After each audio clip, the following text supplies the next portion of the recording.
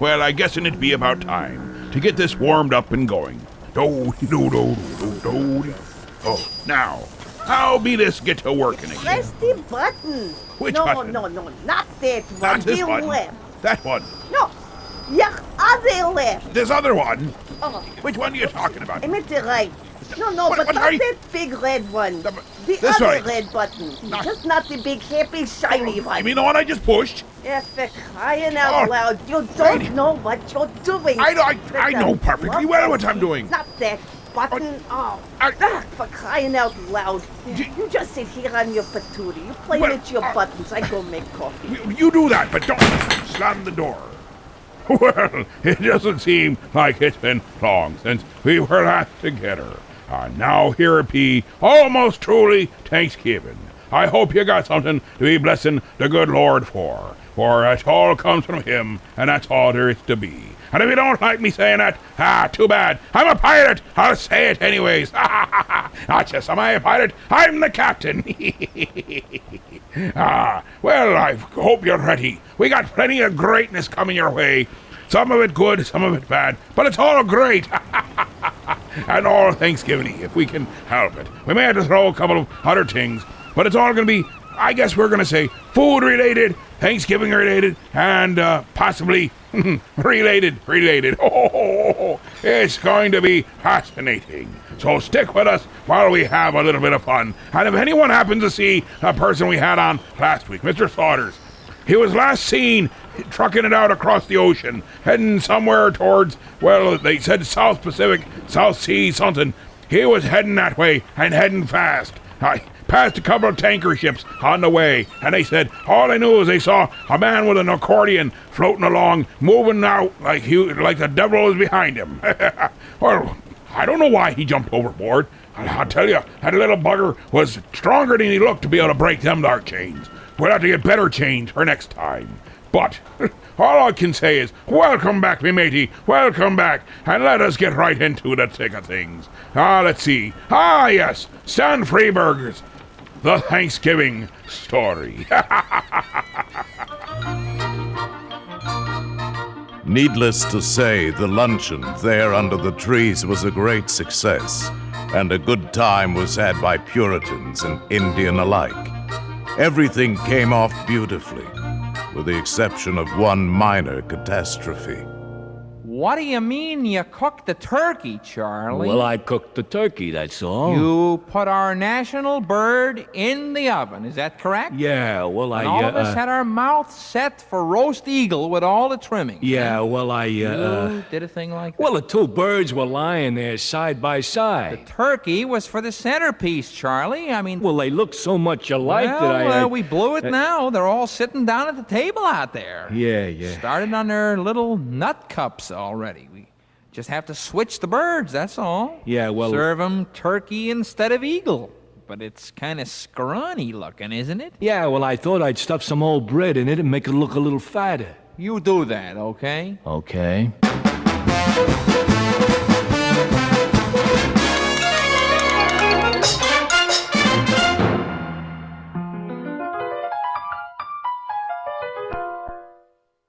At first I was an ant, I was petrified, kept thinking I'd be lost or I'd get cracked and fried. But you took me to your nest before it was too late and kept me warm. And you helped me incubate and now you're back. Think you're the boss. Wanna put me on a plate next to your wife's cranberry sauce. I should've known this day would come. I should've known not to relax. If I thought for just 1 second you'd come in here with that axe on. Now go, walk out the door. Just turn around now. Ain't chopping my head to the floor. Aren't you the one who fries this dark meat on my thighs? Give the guy a gobble. You think I lay down and die? Oh no, not I. I will survive. Oh, as long as I know how to pack, I know I'll stay alive. Got my wings so I won't fall. Ain't telling me what I'm for. I will survive. I will survive. Hey.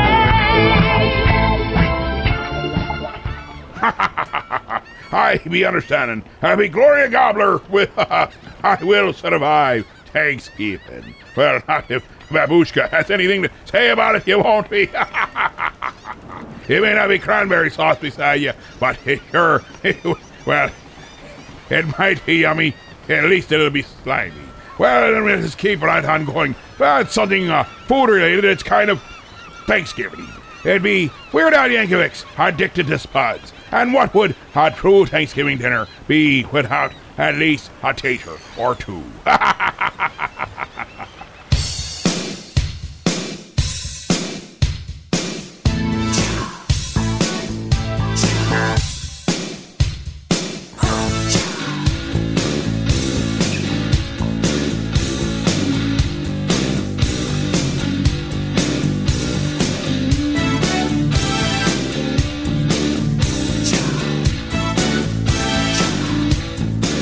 Potato skins, potato cakes, hash browns, and instant flakes, baked or boiled, or French fried.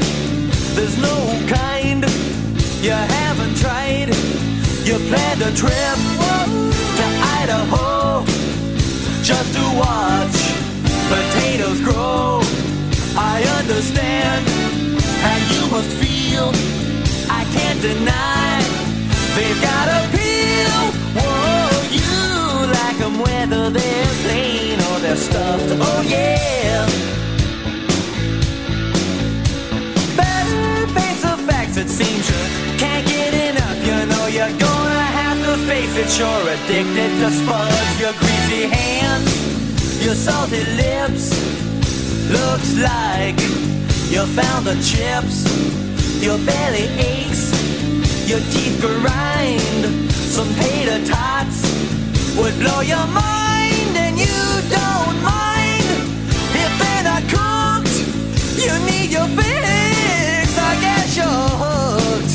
And late at night, you always dream of bacon bits and sour cream. Whoa, you like them even if they're lumpy. You're tough, oh yeah. It's pretty obvious to me. You can't get enough. You know you're gonna have to face it. You're addicted to spuds. Might as well face it. You're addicted to spuds. Might as well face it. You're addicted to spuds. Might as well face it. You're addicted to spuds. Might as well face it. You're addicted to spuds. Might as well face it, you're addicted to spuds.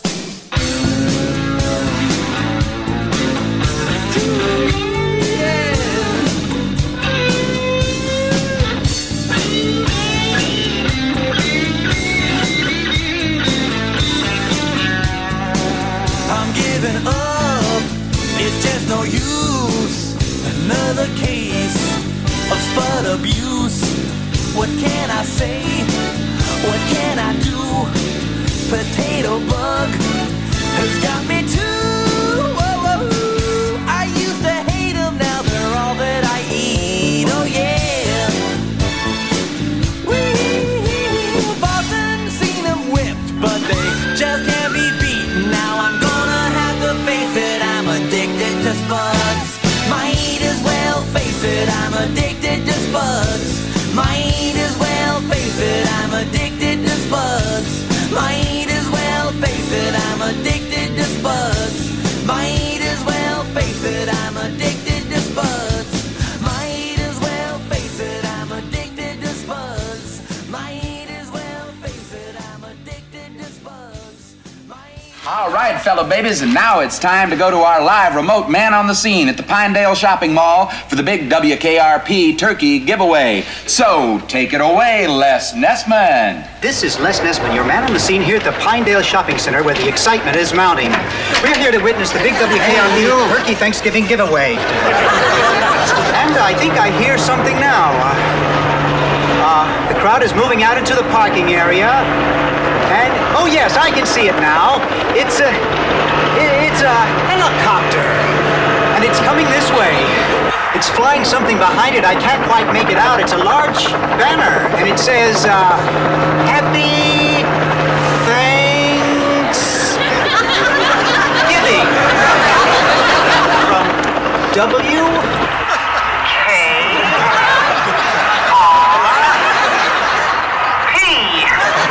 a sight, ladies and gentlemen, what a sight.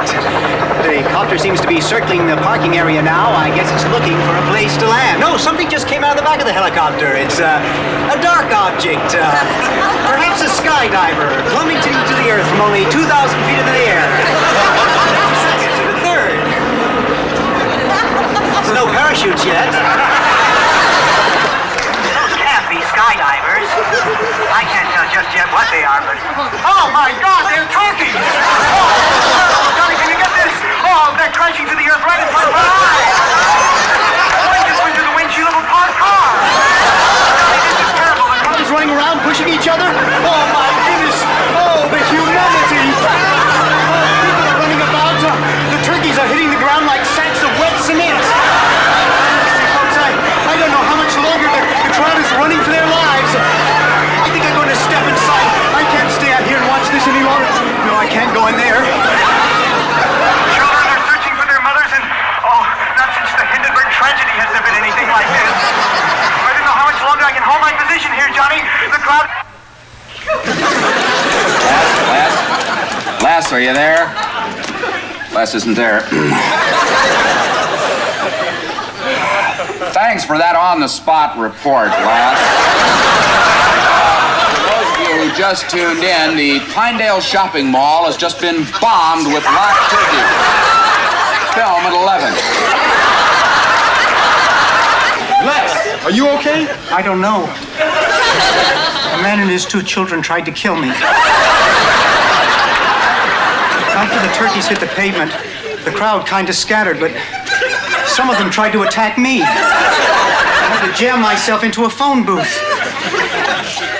Then Mr. Carlson had the helicopter land in the middle of the parking lot.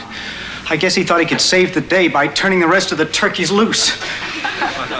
Gets pretty strange after that. Oh, it gets strange. Yeah, right. No, Les, come on now, tell us the rest. I really don't know how to describe it. It was like the turkeys mounted a counterattack.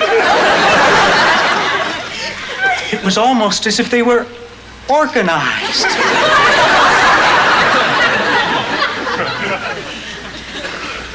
As God is my witness, I thought turkeys could fly.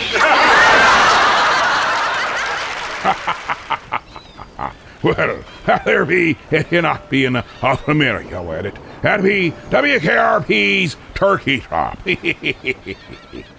Aye, a true classic of Thanksgiving, if ever there was one. Now, here's Haywood Banks with Thanksgiving.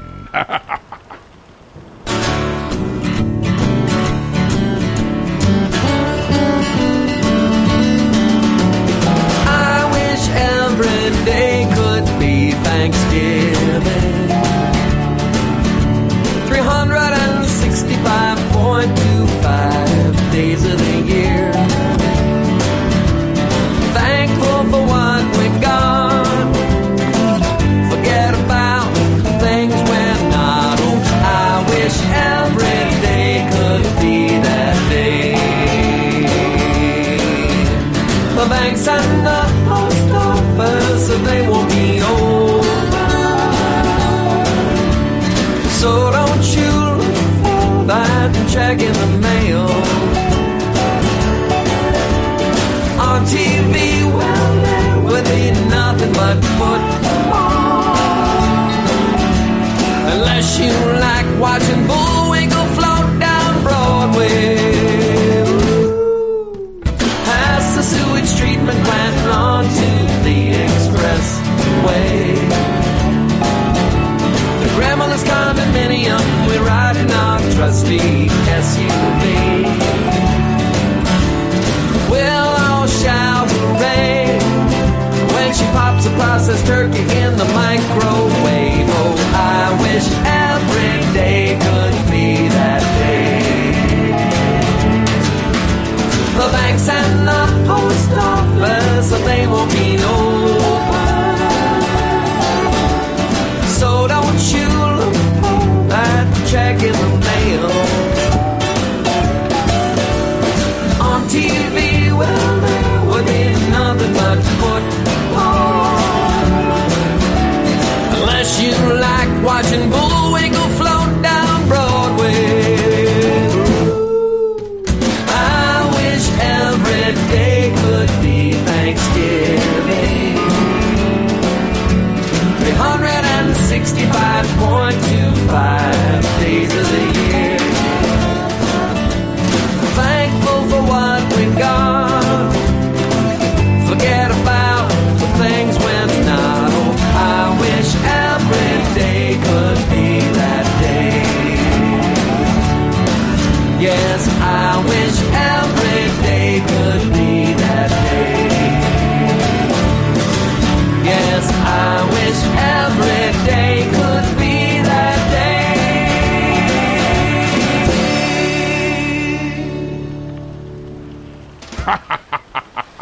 We'll be cutting to commercial. Don't be forgetting, we often have a vintage commercial prior to the actual sponsors. The one that helped pay for all the turkeys that we seem to be needing to consume throughout here.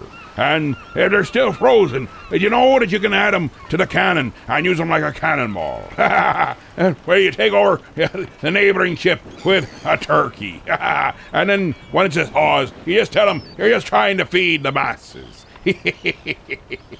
Butter. Parquet, margarine. Butter. Oh, parquet, now you know you're margarine. Parquet, margarine. Butter. No, parquet. Butter. Parquet! Butter. I am not telling you again, I'm just tasting you. Light, creamy, delicate, butter. Parquet. Parquet margarine from Kraft. The flavor says butter. Squatch Den. Hey, la chingada! Hey, man, look it over here! Oh, wow, man. Oh, is that? Oh, wow, man. Check it out, man. Is that a vinyl store? Totally awesome, man. I haven't seen a vinyl store in a long time, man. Oh, wow. Yeah, everything's gone digital, man. Totally bummer, dude. Hey, man. Let's go in. Let's check it out, man. This could be really cool. Hey, yeah, come on, man. Hey, man. This is really awesome. Oh, wow, man. This is far out, man. Look at all the shirts, man. Hey, man, yeah, look at the music. They got vinyl, they got CDs. Hey, man, they even got cassettes. That's gonna go well with my lowrider, man. Yeah, man. Oh. And look at all the shirts, man. There's no tie-dyes, but they're totally awesome, man. Yeah, man, yeah, they're all band shirts. New band shirts. Hey, we need some new band shirts, man. All our stuff is old, man. Man, you're totally right, man. Oh, this stuff's all like from 2000 on up. Man, these is totally... I never even heard of some of these bands, but they look awesome, man. Hey, they're playing them in the background here, man. They are awesome. And check it out, man. They do photography. We got some pictures we can do. Hey, man, we can show them some pictures. Yeah, man. My name is Ash. I'm the owner of the Squatch Den, located at 2082 College Avenue in Elmira Heights, New York, right across from Edison High, and we are open daily, Monday through Sunday, 12 to 6. Squatch Den. All music, all the time. Oh, don't be forgetting, you can call in your requests by dialing 1-323-HEAVE-HO. Or that translates out for those who can't spell so well. That's 1-323-432-8346. You can also join us up there on the Book of Haste. That'd be right. You can get your requests in, or just be interactive with us there by the Book of Haste, going to the Captain's Quarters 106.5 on the Book of Haste. We got the page and the group. The group is far better, just has to join up, and so long as you're not too jerky, well, we'll take you along. If you're too jerky, we'll turn you to beef jerky, and that's all there'll be too about it. Now, we be visiting Harlow Guthrie's Alice's Restaurant.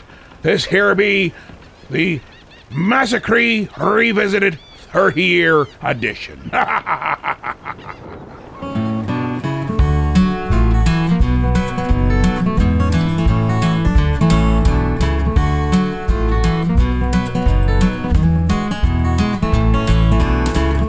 You might have heard this before. I know I have. 'Cause this song is called Alice's Restaurant. It's about Alice and the restaurant. But Alice's Restaurant was never the name of a restaurant. That was always just the name of this song. And I guess that's probably why I still call this song Alice's Restaurant. You can get anything you want at Alice's Restaurant. You can get anything you want at Alice's Restaurant. Walk right in, it's around the back, just a half a mile from the railroad track. And you can get anything you want at Alice's Restaurant. I wasn't gonna sing the song tonight. or this decade. But I realized sometime earlier this year that it had been 26 years since this come out as a movie, and it was 2 years before that it came out as a record. And it was 2 years ago on the record, which means it was like 30 Thanksgivings ago, 30 years ago on Thanksgiving, when my friend and I decided to go up and visit Alice at the restaurant. But Alice didn't used to live in a restaurant. She used to live in the church nearby the restaurant, in the bell tower, with her husband Ray and Facha the dog. And living in the bell tower like that, they used to have a lot of room downstairs where the pews used to be. Seeing as how they took out all of the pews and having all that room, they decided that they didn't have to take out their garbage for a long time. We got up there, found the place was filled with garbage, and we decided it'd be a friendly gesture for us to take the garbage down to the town dump. So we took the half a ton of garbage, put it in the back of a red VW microbus, took shovels and rakes and implements of destruction and headed on toward the town dump. We got there, and there was a sign, a chain across the road, and the sign said, "Closed on Thanksgiving." We had never heard of a dump closed on Thanksgiving before. And so with tears in our eyes, we drove off into the sunset, looking for another place to put the garbage. And we didn't find one, till we come to a side road. And off of the side road, there was a 15-foot cliff, and at the bottom of the cliff, there was another pile of garbage. We decided that one big pile would be better than two little ones, and rather than bring that one up, we decided to throw ours down. That's what we did. Drove back to the church, had a Thanksgiving dinner that couldn't be beat, went to sleep and didn't get up until the next morning, when we got a phone call from Officer Obie.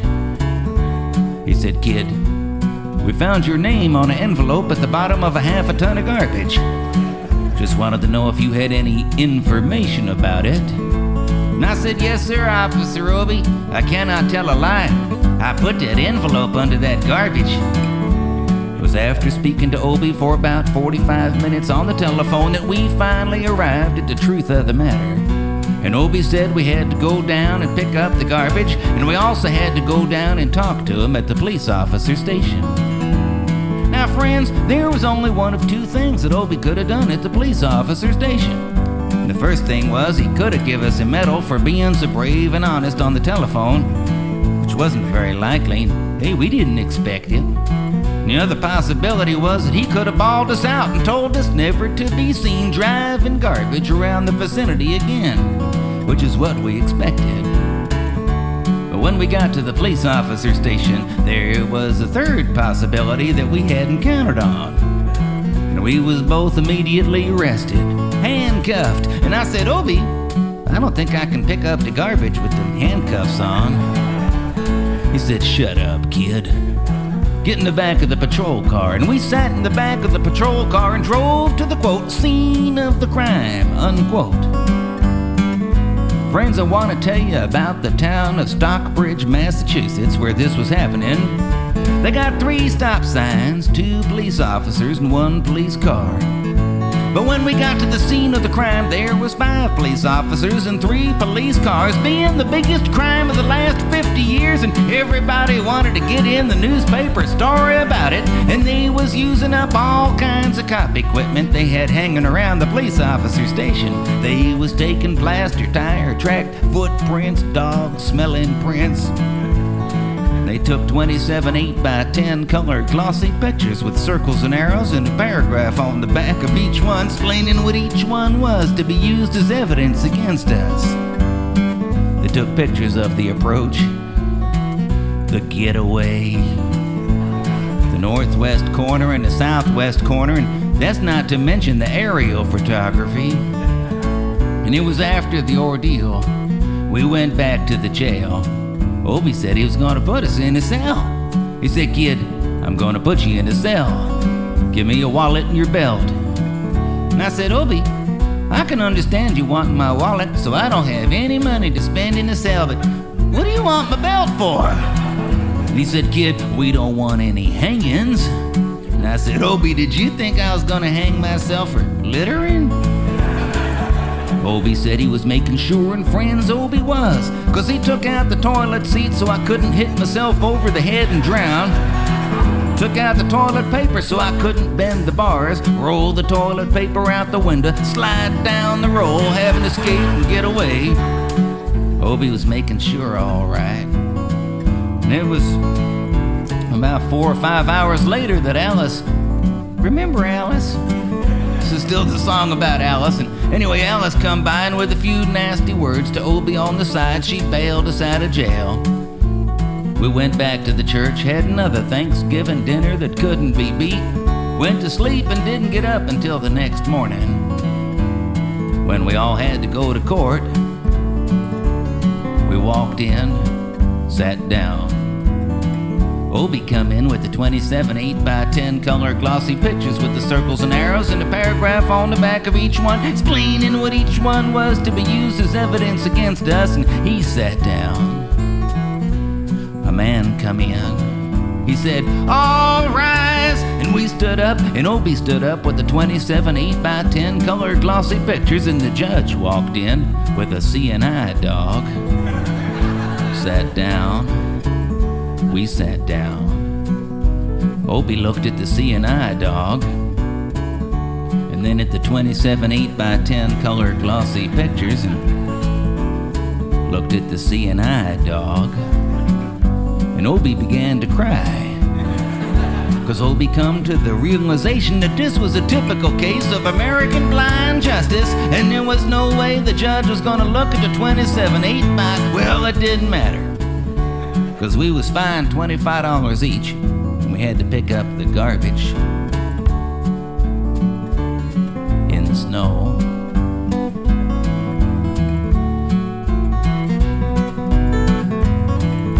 That's not really what I come to talk about so much. I just thought I'd mention it, 'cause I know there's probably some people sitting here tonight thinking this is some kind of nostalgic ballad or something, and I hope so. But you never know, they still got that building down in New York City on Whitehall Street, and others like it all around America, and that's where you used to have to go get injected, inspected, detected, infected, neglected, and selected. And I remember I had to go in there one morning a long time ago for a physical examination. So I got good and drunk the night before, 'cause I wanted to feel my best when I went in that morning. I mean, I wanted to feel, I wanted to look, I wanted to be like the all-American kid. And when I went in that morning, I was hung down, I was brung down, I was hung up. I was all kinds of mean, nasty, ugly-looking things. I walked in, I sat down. Give me a piece of paper, said, kid, see the psychiatrist, room 604. I went up there. I said, shrink, I want to kill. I want to kill. I want to see blood and gore and guts and veins in my teeth. Eat dead bird bodies. I mean, kill, kill, kill, kill. And I started jumping up and down, yelling, kill, kill. And he started jumping up and down with me. And we was both jumping up and down, yelling, kill, kill, kill, kill. Till the sergeant come over, pinned the medal on me, sent me down the hall, said, you're our boy. I didn't feel real good about it. I proceeded on down the hall, getting more injections, inspections, and all kinds of stuff that they was doing to me at the thing there. I was there for 2, 3, 4, 5 hours. I was there for a long time, going through all kinds of mean, nasty, ugly things. They was inspecting, injecting every single part of me, and they was leaving no parts untouched. But I proceeded through until I finally come to see the very last man. I walked up. I said, what do you want to see me about? He said, kid, we only have one more question. Have you ever been arrested? And I told him the story of Alice's Restaurant Massacre with 5-part harmony, full orchestration, all kinds of the phenomenon. He stopped me right there. He said, kid, did you go to court? And I told him the story, the 27 8x10 color glossy pictures with the circles and arrows and a paragraph on the back of each one. He stopped me again. He said, "Kid, I want you to go over, sit down on that bench that says Group W."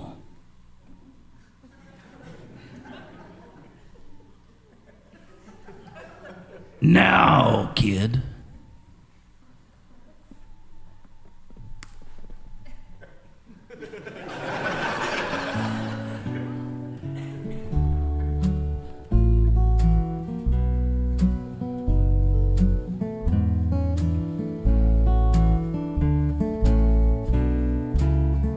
Over there. Group W. Group W is where they used to put you if you may not have been moral enough to join the army. After committing your special crime, there was all kinds of mean, nasty, ugly looking people on the bench.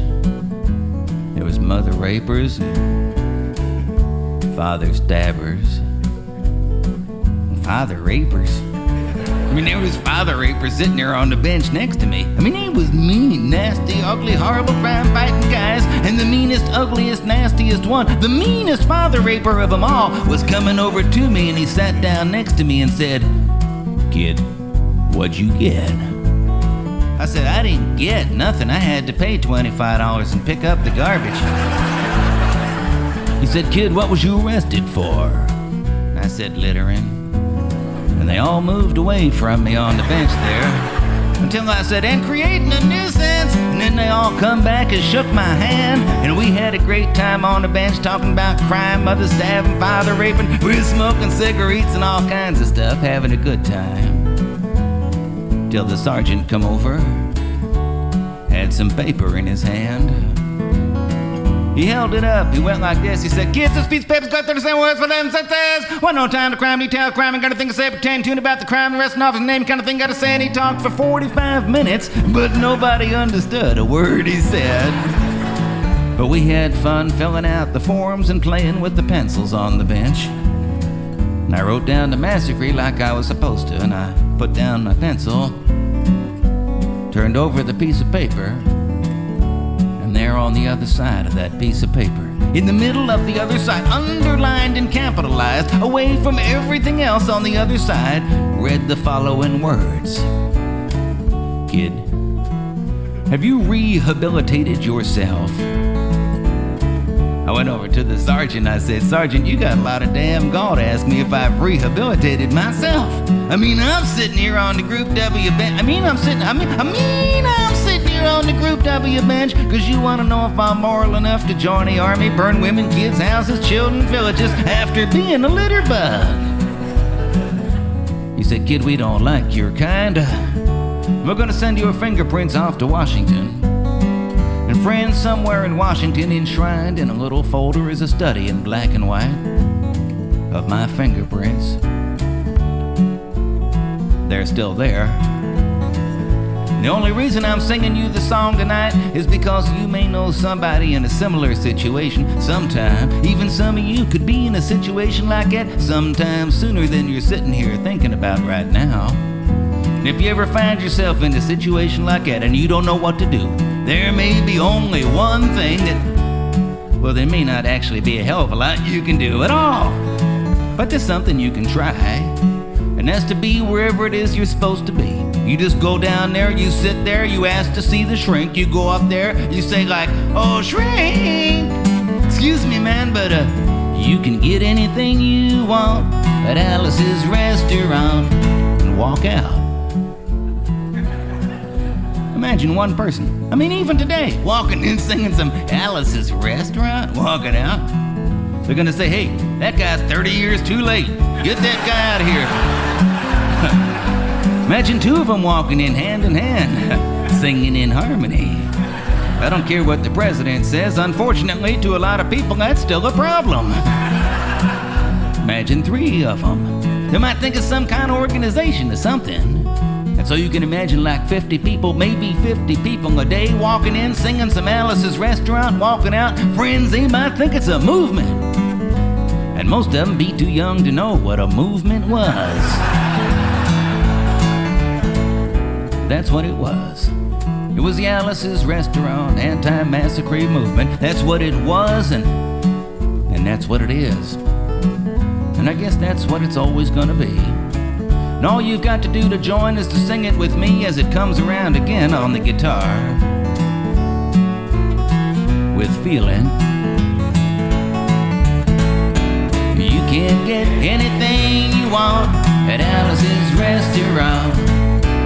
You can get anything you want at Alice's Restaurant. Walk right in, it's around the back, just a half a mile from the railroad track. You can get anything you want at Alice's Restaurant. No. You can't start singing loud just at the end if I quit singing. You would have thought after all this time you'd have learned by now. If you want to end war and stuff, you've got to learn to sing loud all the time so people can hear you. Now I know this is a long song.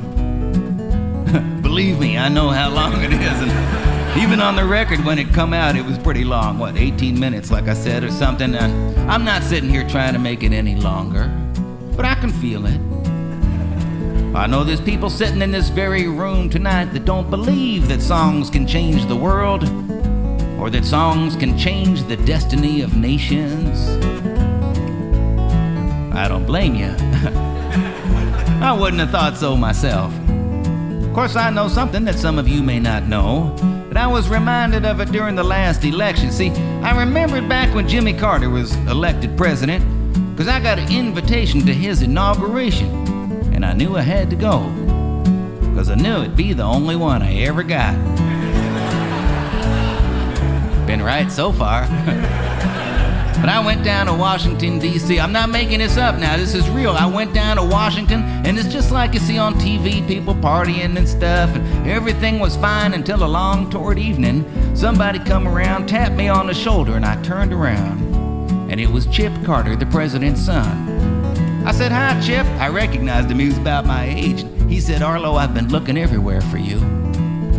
I said, "Chip, how come?" He said, "Arlo, I've got something very important to tell you." And I said, "Chip, what is it?" He said, "Arlo, we were moving our stuff into the White House, and in the Nixon Record Library, we found a copy of your record, Alice's Restaurant." I looked at Chip Carter. I looked deep into the man's soul. I said, "Chip, was it open?" And in slow motion he nodded, yes, it had been opened. And I want you folks sitting here tonight to know that I did not think about that for a long time. Until just recently, when we was all thinking about Richard Nixon when he passed away. And I see some young people here that may not know, but Richard Nixon was the president of the United States. And he used to like to tape stuff. I mean, if you can imagine a world before VCRs and cassette decks was everywhere, you can imagine a man who was truly ahead of his time. And he taped everything that went on in the White House, and everything was fine until one day they started playing back the tapes. People found out what was going on in there. But it wasn't anything that was on any tape that got the man in trouble, so much as it was what he had erased from the tapes. And there was one particular famous gap in one of those tapes that I was thinking about one night when I said to myself, "Arlo,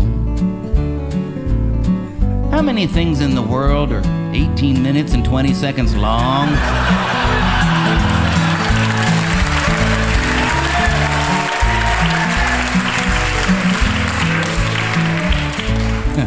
Well, how many things in the world are exactly 18 minutes and 20 seconds long? Probably just a coincidence. But it's good enough for me. So when the song comes around again on the guitar, remember that songs can change the destiny of nations, even if it's only by coincidence. You just have to know the words, have the feeling, and and wait for it to come around again on the guitar. You can get anything you want at Alice's Rest, except in Alice. You can get anything you want at Alice's Restaurant. Walk right in, it's around the back, just a half a mile from the railroad track. And you can get anything you want at Alice's Restaurant. Da-da-da-da-da-da-da-da. At Alice's Restaurant.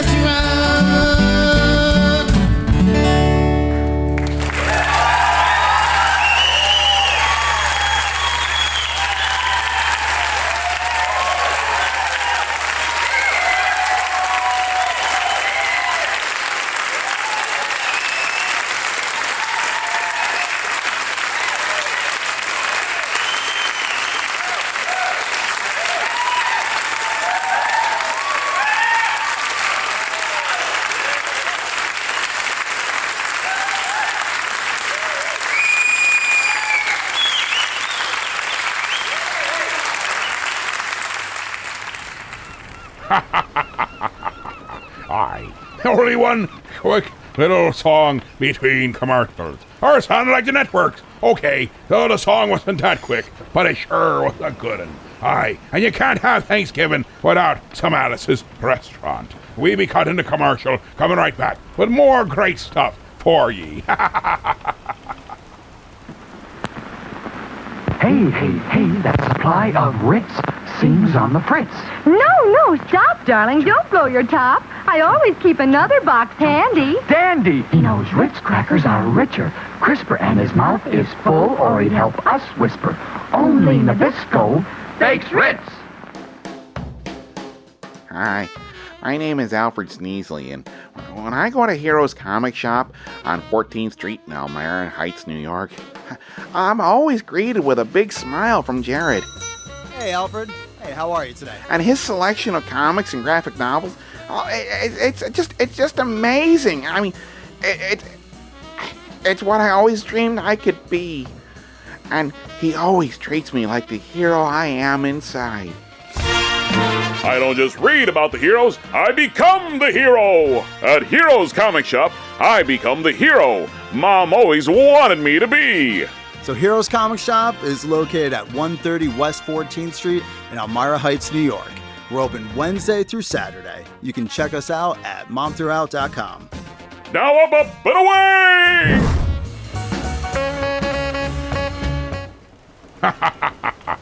Aye. For some, it seems to be a thing about eating a great deal for Thanksgiving, having some time off, spending with family, and then sitting down to a football game or 5. Aye, it's some people, that's the way they like it. Me, not enough cannons, not a big football fan. Now, if they added more cannons, it might be a whole lot more fun. Or maybe a sword or two while they're chasing each other across the field. Now that would be true entertainment.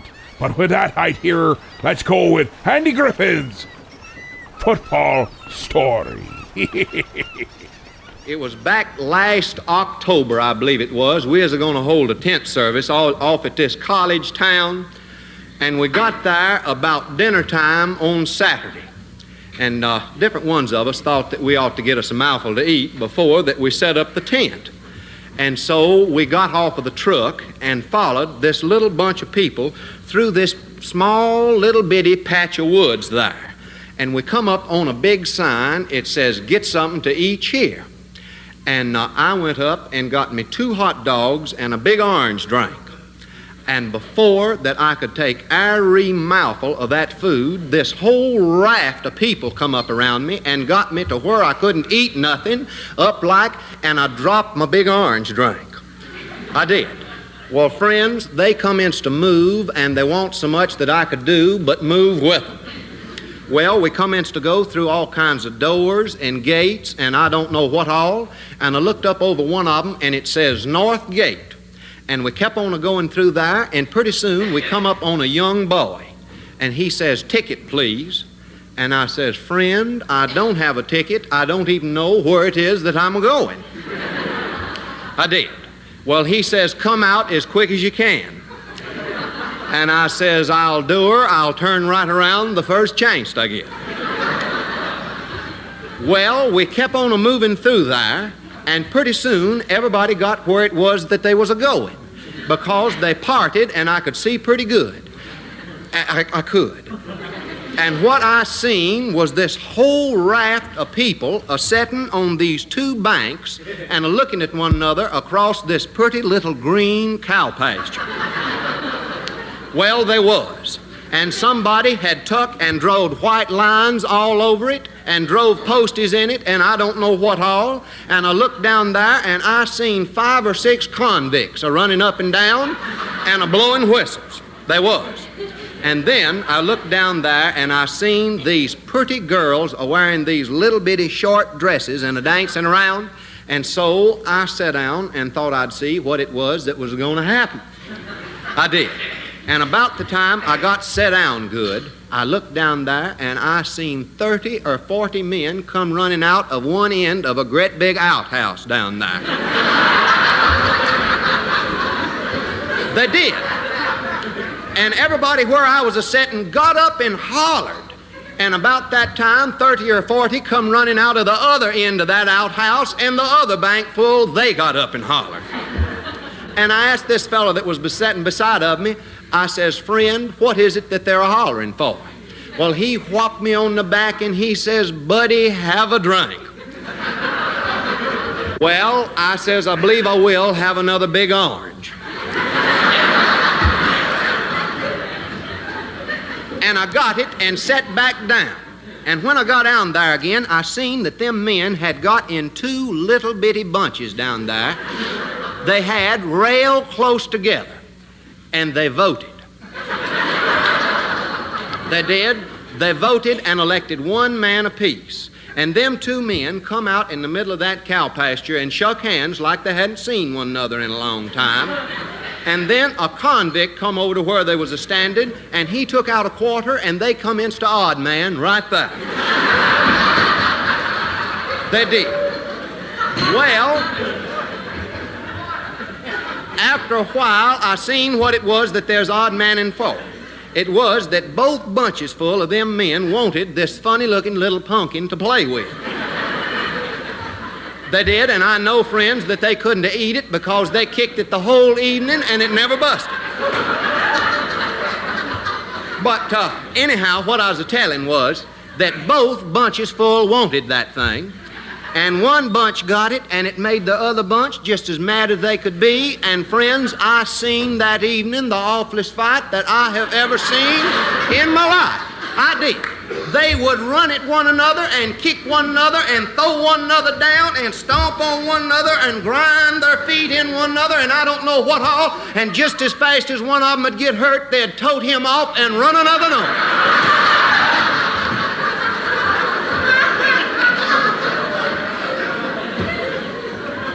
Well, they'd done that as long as I sat there.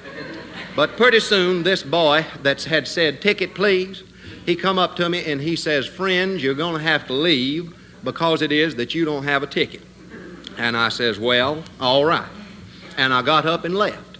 And I don't know, friends, to this day what it was that there's a-doing down there, but I have studied about it. And I think that it's some kindly of a contest where they see which bunchful of them men can take that pumpkin and run from one end of that cow pasture to the other without either getting knocked down or stepping in something.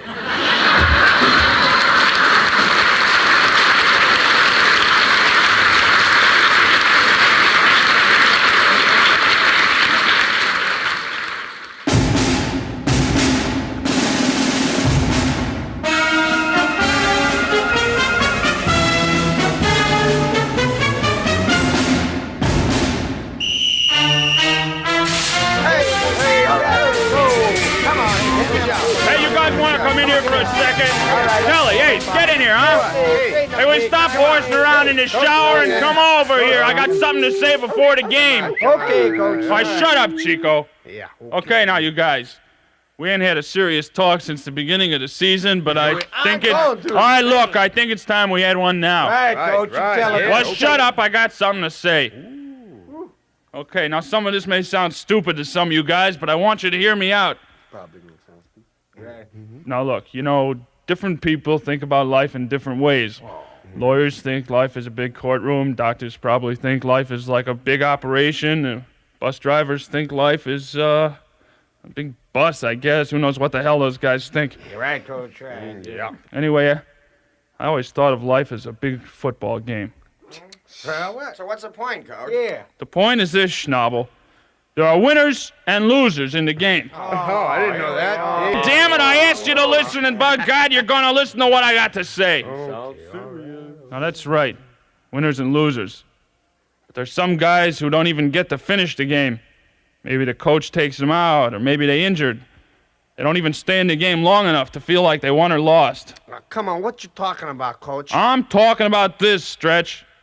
There's a big coach somewhere in the universe, and he's about to cut the team. What? What? What do you mean? What are you talking about? I mean, Stefanski, you got leukoplegia. What?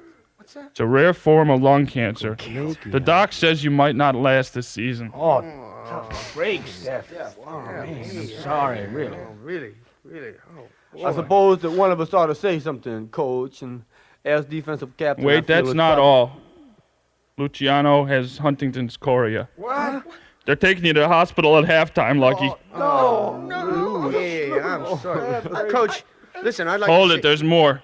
Schaefer and Collins, you two have sickle cell anemia, highly advanced. I don't want to die. I want those cells. I want to play blue ball. Townsend, Carlson, and McNulty, spinal meningitis. Harrison, Hawkins, and Sanchez, nephrosis. Hooker, Perez, Cavello, Pickett, and Friedman, you got encephalitis. Murray, Maluzzi, Boyle, Ryan, O'Flaherty, muscular dystrophy.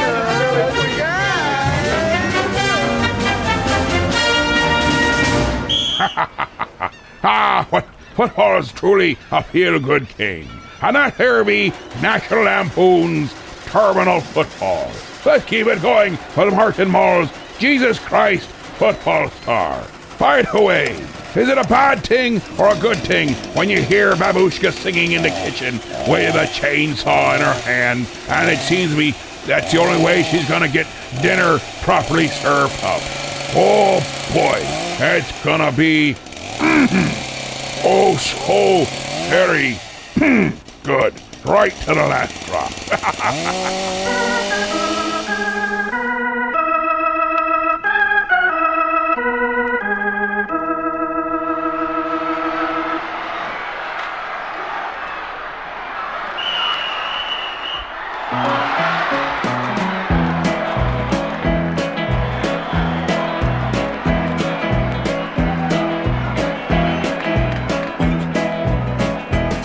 It was a beautiful day, it was a sellout crowd, and the air was filled with a mighty yell. Some was carrying pennants, some said heaven, and some said hell. And the referee stepped to the field, and he flipped a coin, and it revealed what every faithful Christian should believe: that Jesus was elected to receive. So let's give Jesus Christ a football, let him even up the score. Let him run it through the crossbars and beyond the cross no more. Let's give Jesus Christ a football, let him even up the score. Let him run it through the crossbars and beyond the cross no more.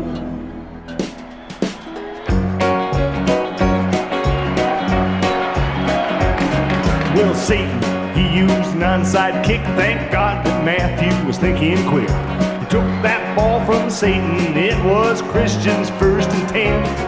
And with the strength that moved the rock, well, the Savior made him a mighty block. Found himself the way he'd been conceived, free and clear, open to receive. So let's give Jesus Christ a football, let him even up the score. Let him run it through the crossbars and beyond the cross no more. Let's give Jesus Christ a football, let him even up the score. Let him run it through the crossbars and and beyond the cross no more.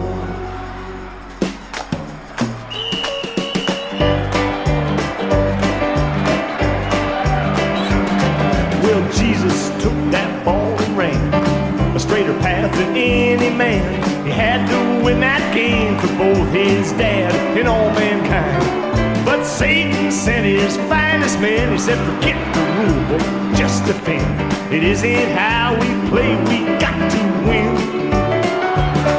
But JC left them standing in their sin. So let's give Jesus Christ the football, let him even up the score. Let him run it through the crossbars and beyond the cross no more. Let's give Jesus Christ the football, yes, and even up the score. Let him run it through the crossbars, half of which he's seen before.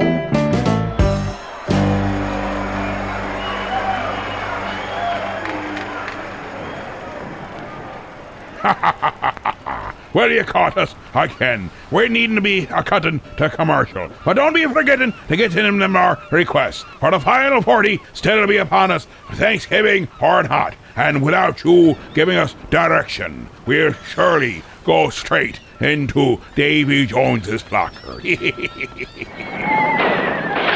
me, Mr. Whipple, but the ladies aren't squeezing the new Charmin. Wonderful. This I gotta see.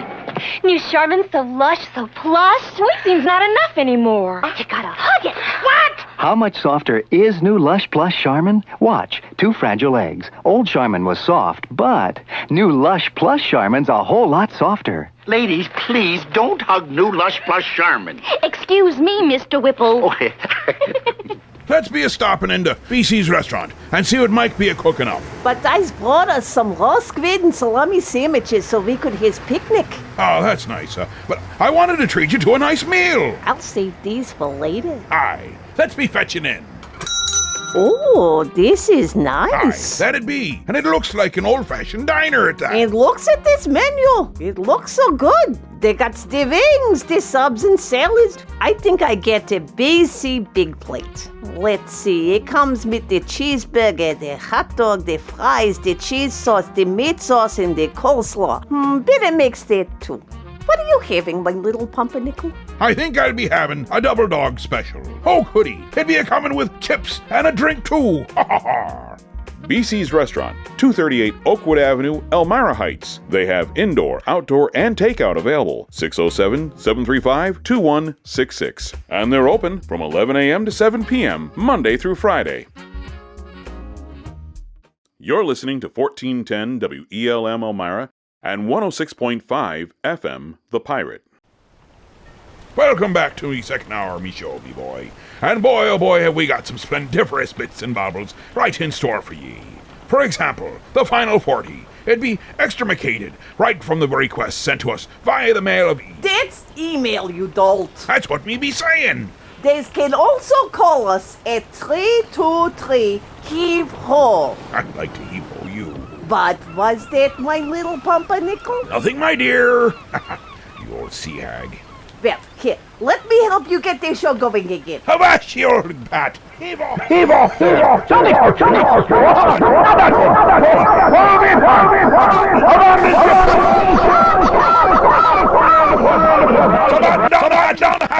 We're all doomed. Oh, that's better. See? I made it so better. I'm going to see about that dinner and work on my suntan. Me's not even hungry, and it's be night time out, you crazy old bat. And don't slam the door. Aye, there's something else that goes along well with the thing called Thanksgiving, and that be hunting. That'd be right. A little bit of deer hunting happens, and earlier, I believe in this month, we had the second week of deer camp. But there's a part 2, and now we shall play the second week of deer camp part 2 and help finish that there story. We'll all understand more as we go farther along. So now we be turning it over to the Hufers for the second week of deer camp part 2. Hey, Joe!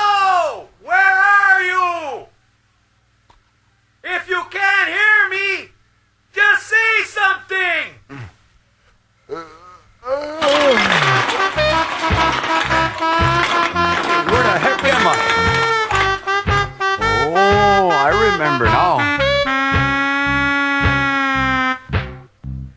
I wake up in the woodshed with 2,000 empty beers. I came looking for a full one, and I must have passed out here. I crawl out through the door and I run smack into a buck. He was eating all the apples from the back of Rudy's truck. I grab him by the back legs and he drags me through the snow. But when he jumps a barbed wire fence, I have to let him go. It's the second week of deer camp, there's one more day to go. We haven't had a shaver bath since 14 days ago. The empty smile is growing and nobody got a deer. But there's only 50 weeks to go and we'll be back out here. I go crawling down the road and alley-oop comes whizzing by. For a guy that weighs 300 pounds, that oop can really fly. I take a look behind me and here comes a big black bear. If I make it back to camp, I'll have to change my underwear. A bear goes by the both of us and runs right through the door. He's breaking up the card game, it sounds just like a war. It's the second week of deer camp, there's one more day to go. We haven't had a shaver bath since 14 days ago. The empty pile is growing and nobody got a deer. But there's only 50 weeks to go and we'll be back out here. Bruno's cooking bear meat, but no one wants to eat. Cause everything that Bruno cooks smells like Mungo's feet. The poker game's still going and the beer is getting low. All around the deer camp there's a ring of yellow snow. The bucks we won in poker are the only bucks we got. We spent 2 weeks in deer camp and never fired a shot. It's the second week of deer camp, there's one more day to go. We haven't had a shaver bath since 14 days ago. The empty smile is growing and nobody got a deer. There's only 50 weeks to go and we'll be back out here. It's the second week of deer camp, there's one more day to go. We haven't had a shaver bath since 14 days ago. The empty smile is growing and nobody got a deer. And just when I thought I'd done the stupidest thing a man could do, I surpassed it. I took my wife deer hunting. Big mistake. I should have known there was going to be trouble. We're driving out to where we're going to go hunting, and we're passing these deer crossing signs. And my wife, who's the smartest person I've ever met in my life, literally said, "Why do they put those out there? Deer can't read."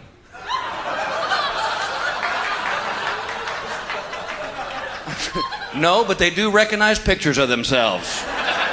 Here's your sign. Let me set the scene for you. I got on camouflage pants, I got on a camouflage jacket, I got camouflage paint on my face. I have got a 1997 30-06 with a laser scope. She is in a yellow jogging suit, white tennis shoes, and she brought her purse. I'm here to kill a deer, she's gonna take it shopping. Now let me clarify something here. I'm not just a weekend bush hunter. I study deer. I know for a fact that there are over 60 different types of deer on this great earth of ours. One of them's called the muntjac. It's in Southeast Asia. It stands 20 inches high at the shoulders. It has no antlers, and when it gets scared, it gets real skittish. Where I'm from, that's a poodle. I know that there are basically 3 ways to hunt a deer. You can do the stalk. That's where you get on your feet and you walk and you try to sneak up on that buck of your choice. There is the stand hunt. That's where you sit in a tree and you wait for that buck to walk underneath you. There's the drive hunt. That's where you hit a deer with your truck. For those of you taking notes, the third one's the easiest. So my wife and I are up on the deer stand, and any of you hunters out there, you know what I'm talking about. It's the perfect time of day.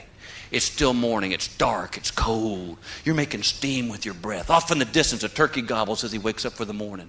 In the distance, a squirrel scampers through the dead leaves. It's the perfect time of day. It's quiet. Kinda. Because in the darkness, I keep hearing this.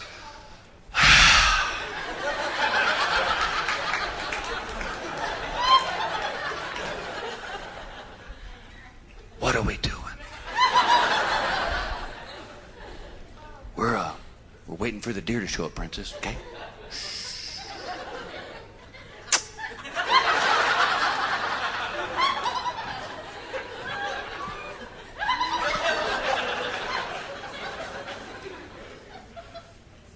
What time do they show up?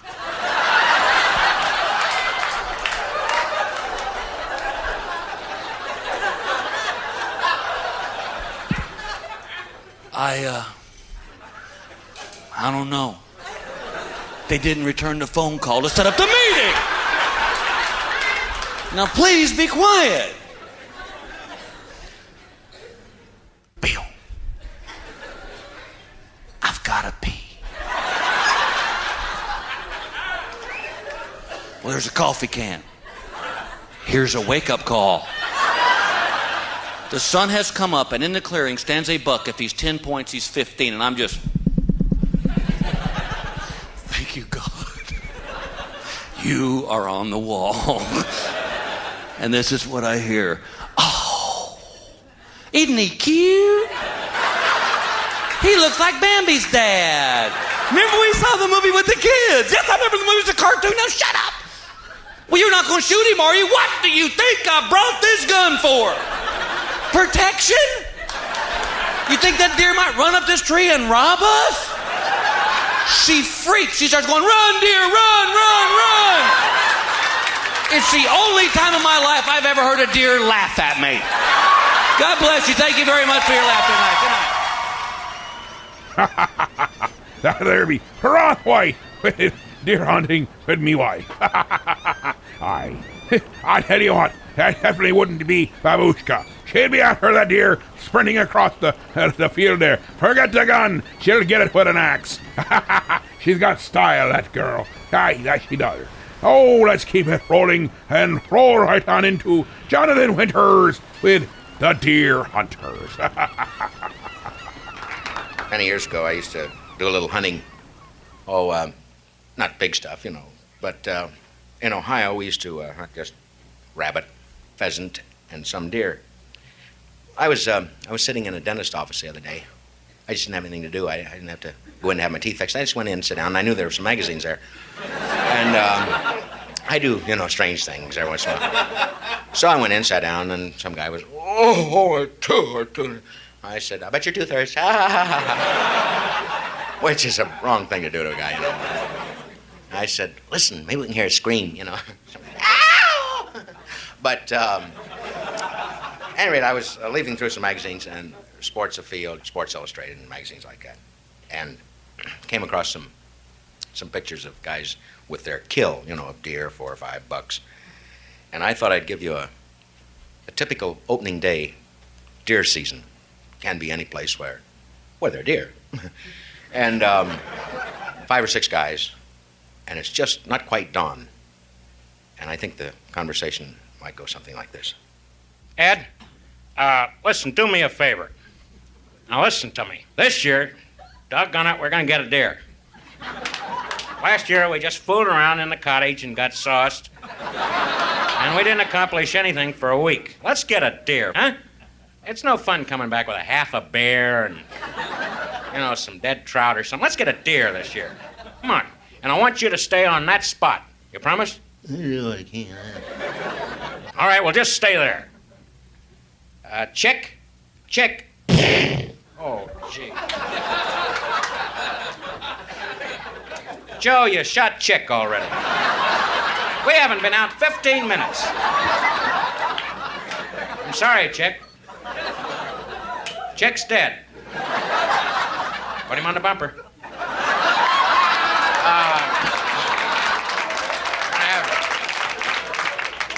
Tom, now, I want you down in the gully, you understand? Well, listen, there wasn't nothing down there last year. Wasn't anything but dried leaves. Well, believe me, we never know. What was that? Ralph. Ralph, why would you shoot him in a tree? He was climbing up there to get a sight of the valley. Come on down. What was that? Tom's already dead. Now, there you go. That's what I mean. That's what I mean by not staying on your spot. What was that now? Now, Ralph's dead. Ralph, you shouldn't have been walking through that area there. Are you dead, Ralph? Oh, well, somebody put him on the bumper then. Because I want to take something back this year. I'm not kidding. Even if it's Ralph. Tom?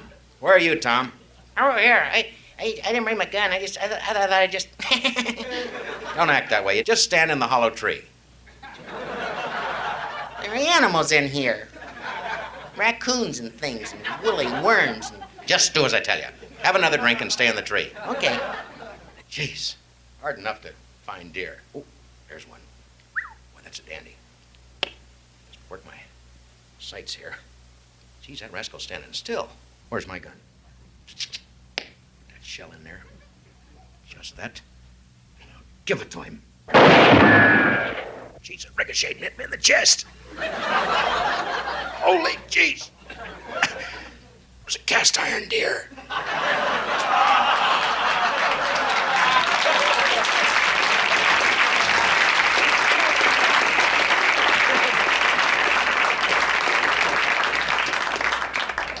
I'm probably not a typical Texan in that I don't hunt. I fish, but I don't hunt. And not because I think it might somehow be more holy to eat meat that's been bludgeoned to death by somebody else. That's not it. It's really early in the morning. It's really cold outside, and I don't want to go.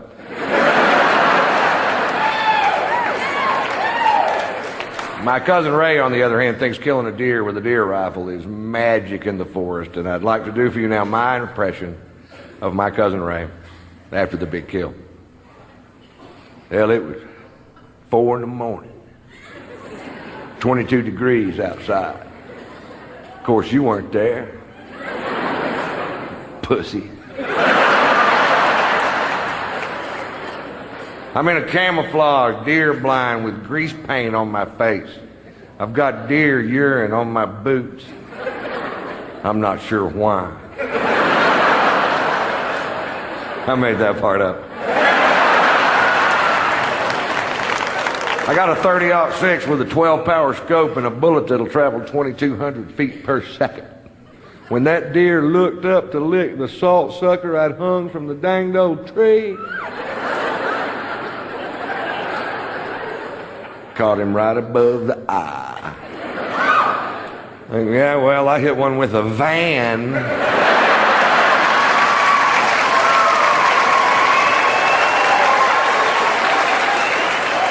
Going 55 miles an hour with the headlights on and the horn blowing. Woo, that's an elusive little creature. If you ever miss one, it's because the bullet's moving too fast. Slow that bullet down to 55 miles an hour, put some headlights and a little horn on it. The deer will actually jump in front of the bullet.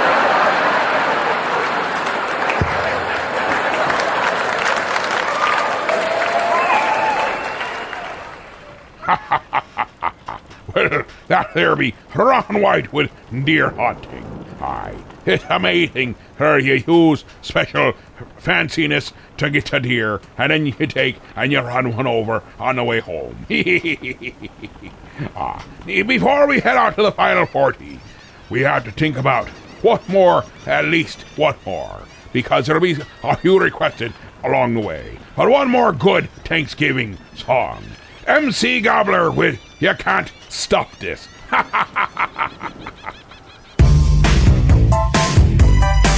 Can't stuff this. Can't stuff this. Can't stuff this. My ladies think I'm so hot. Makes me think it's time to drop and strut around the farm, cause the hayseed here can't do me no harm. Feels good when you know you're down. A super time thing can't sell by the pound, and I'm known as such. And this is what turkey you can't stuff. You can't stuff this. I told you, farm boy, you can't stuff this. Yeah, I'll keep on living, you know. You can't stuff this. Put down the roasting pan. Break it down.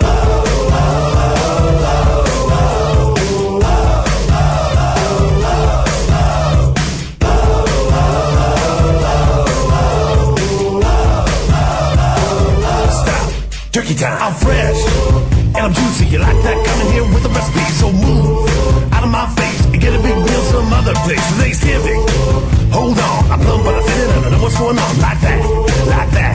Baby, I'm a free-range Cadillac. So you know, if you want too much and this is a turkey, you can't stuff. Put down the seasoning. You can't stuff this. Get your hands off my giblets. You can't stuff this.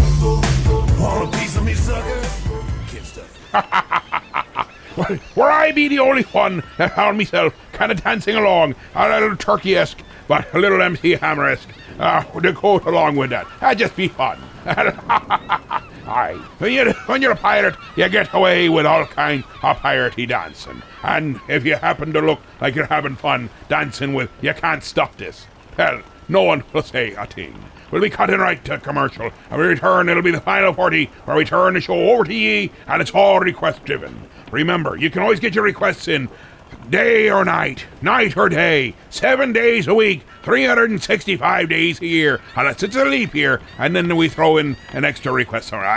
But you'll be understanding that. Because you can go through the Book of Face, we have the group and the page where we have, what is it? Oh yes, the Captain's Quarters 106.5. And we also have the Mayor of He and the Almighty Telephony. The telephony is 1-323-EVO. Or it'd be 323, don't forget the 1-323-432-8346. Everybody needs energy-packed Sunbeam bread. Yes, it's all aboard for fun in the park, but Junior hasn't got energy enough for fun. He'd sure like to ride that horse. Hey, what's this? An energy-packed Sunbeam sandwich. You bet every delicious slice of Sunbeam bread sure does pack a big energy wallop. There's nothing like Sunbeam Energy to help you stay on the beam. Now, look at them go. On Sunbeam Energy, they sure do enjoy life. Everybody needs the kind of real zip and zing pep that delicious Sunbeam bread gives you. Yes, stay on the beam with energy-packed Sunbeam bread. All day long, eat Sunbeam bread and renew energy as you burn it up. Eat delicious Sunbeam bread. When last we left our courageous duo, they were off on a shopping foray, seeking out injustice. Oh, goody, Sidekick! You're here! Right where I left you! The latest Beetle Bailey came in for me, and great Scott! What den of dastardly villainy has just popped up and now lays just beneath our very noses? What? Where? Right there! That duplicitous den of demagoguery, and it must be writhing with evil. For to hide that very reality, the villains made it bright pink, with really cute cupcakes painted on it too! Do you mean Bee Sweets? The sweetest place in town? They've been there for months. I go there all the time while I wait for you, because you won't let me in the Heroes. We'll need to figure out how to sneak in there and discover what depths their nefarious plans have coalesced to. We may need disguises. We don't need to break in. We can just walk right in through the front door. They're open Tuesday through Friday, 7:30 a.m. to 3 p.m., and Saturdays, 8 a.m. to 4 p.m. They're not evil, not at all. Make any kind of artistic cake you can think of, and they taste great. Make all kinds of incredible pastries, too. And the macarons are always changing and beautiful as well as delicious. You can even find the flavors of the day by going to their Facebook page at Bee Sweets. Bee Sweets, huh? A strange name for a villainous hideout? Come, Sidekick, let us go forth and further investigate this domicile of pinkness. Tune in next time as our caked adventurers find themselves trapped with nowhere to run and are forced to decide between delicious macarons or delectable cupcakes, or face the wrath of the bakery delights from which no man can resist. Bee Sweets. It's the pink building located at 121 West 14th Street in the Elmira Heights, directly across from Heroes Comics. And they're not evil, not at all.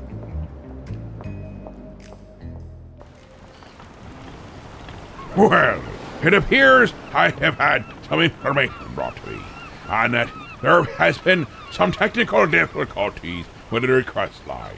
I guess I'll be having to go and talk to what they call tech support, and I'll be using, I think, me well, how did they put it?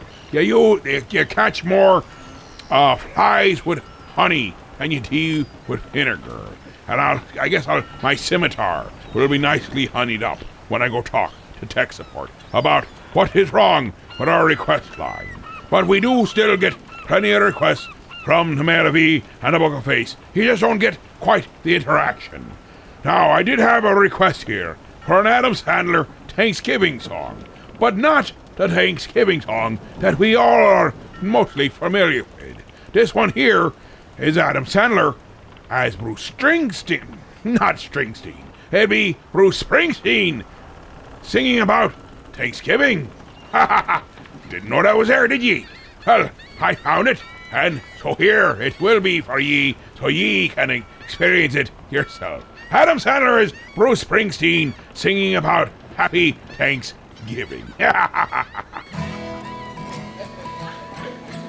Love to eat turkey.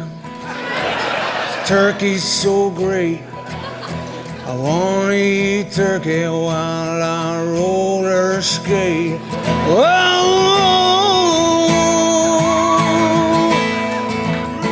turkey lurkey do. Wanna eat that turkey, 'cause it doesn't make you heavy. Let's eat turkey in my 65 Chevy. Oh, gobble, gobble, geek.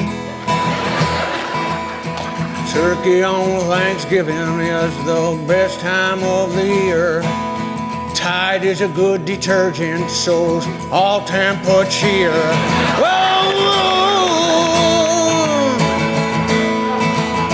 Turkey lurkey ding. Well, digging to that turkey, digging deep, then watch your grandfather sleep. Oh, gobble, gobble, geep. We'll eat that turkey on the table or off your lap. My favorite guy on WKRP is Venus Flytrap. I love to eat a white meat. I love to eat dark. I hear George Wentz underwear has a huge skid mark. Oh, turkey lurkey pew. They say Sprint's rates are cheaper than MCI. It's your best buy. Oh, gobble, gobble, guy. Take it, big man.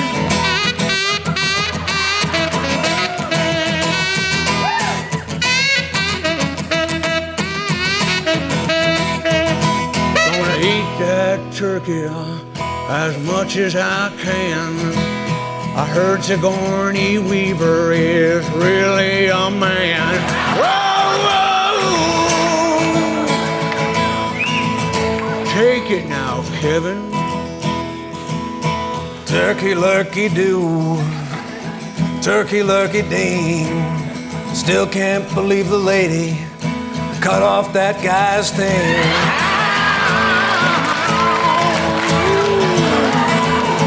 Turkey lurkey, ouch.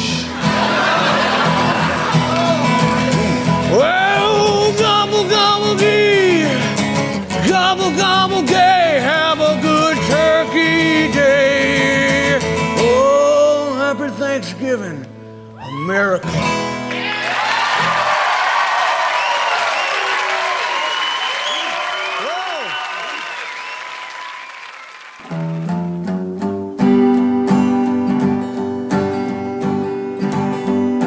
Well, Mama bought a couple of 18-pound butter balls.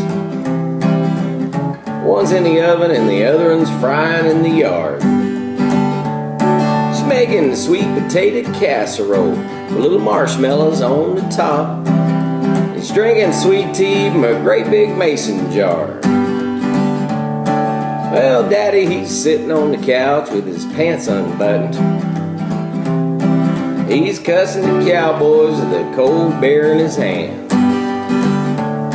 He keeps trying to get one of the kids to pull his finger. So Somebody open a window and cut on the ceiling fan. Well, it's a redneck Thanksgiving at our house. And my granny's drinking gin and the kids are running wild. Well, my family's all here, and we're all drinking Keystone beer. We're kicking up a ruckus, you can hear us for a country mile.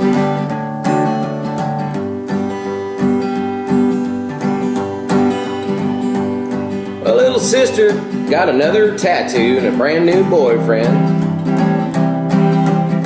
New set of boobs and spiked purple hair.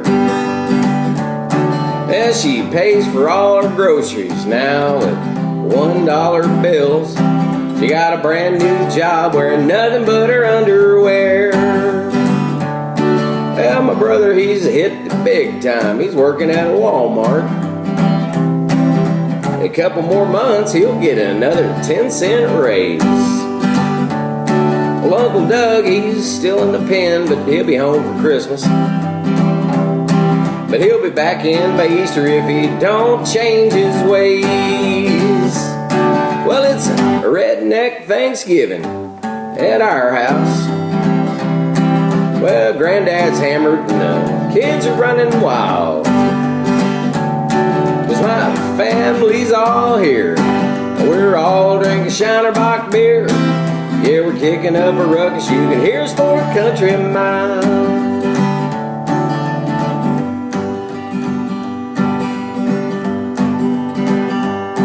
And me, I'm just sitting on the front porch and I'm picking this old guitar.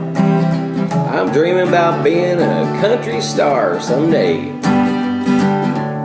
Hell, I'd be out on tour right now if I could just start drinking a little less. I got my third DUI and they took my license away. Well, it's a redneck Thanksgiving at our house. We're all getting stoned and the kids are running wild. Well, my family's all here, and we're all drinking Lone Star beers. Yeah, we're sucking them down like they're going out of style. Yeah, we're kicking up a ruckus, you can hear us for a country mile.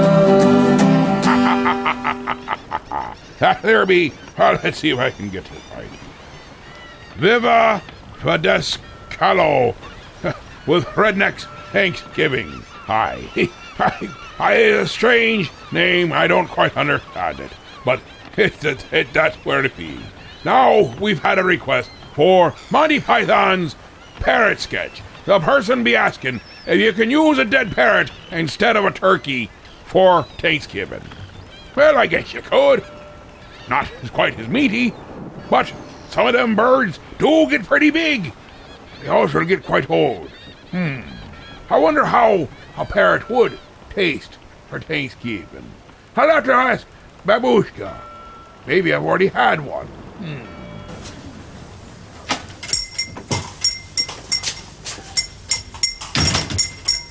Hello, I wish to register a complaint. Hello, miss. What do you mean, miss? Oh, I'm sorry, I have a cold. I wish to make a complaint.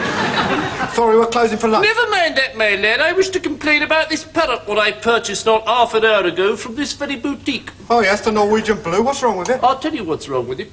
It's dead. That's what's wrong with it. No, it's resting, look. Look, my lad, I know a dead parrot when I see one, and I'm looking at one right now.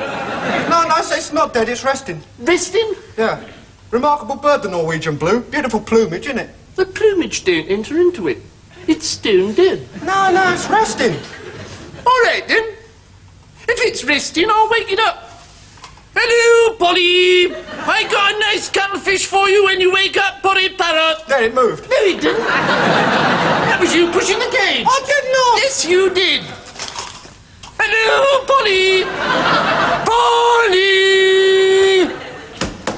Polly Parrot, wake up. Polly! Now that's what I call a dead parrot. No, it's stunned. Look, my lad, I've had just about enough of this. That parrot is definitely deceased. And when I bought it not half an hour ago, you assured me that its lack of movement was due to it being tired and shagged out after a long squat. It's got me pining for the fjords. Pining for the fjords? What kind of talk is that? Look, where did it fall flat on its back the moment I got it home? The Norwegian blue prefers kipping on its back. It's a beautiful bird, lovely plumage. Look, I took the liberty of examining that parrot, and I discovered that the only reason that it had been sitting on its perch in the first place was that it had been nailed there. Well, of course it was nailed there, otherwise it muscled up to those bars and boom! Look, matey. This parrot wouldn't boom if I put 4,000 bolts through it. It's bleeding demise. It's not, it's pining. It's not pining, it's passed on. This parrot is no more. It has ceased to be. It's expired and gone to meet its maker. This is a late parrot. It's a stiff. Bereft of life, it rests in peace. If you hadn't nailed it to the perch, it would be pushing up the daisies. It's run down the curtain and joined the choir invisible. This is an ex-parrot. Well, I better replace it then. If you want to get anything done in this country, you've got to complain till you're blue in the mouth. Sorry, Gov, we're right out of parrots. I see. I get the picture. I've got a slug. Does it talk? Not really, no. Well, it's scarcely a replacement then, is it?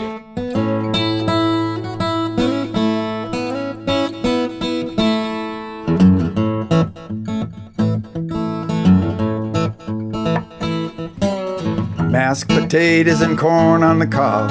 Pass the gravy and a nasal swab. Wait. Did you say mashed potatoes with a K? Uh-huh. It's a COVID-19 Thanksgiving song. Oh. So can we start over again? Hold on. Okay, we're rolling, Bob.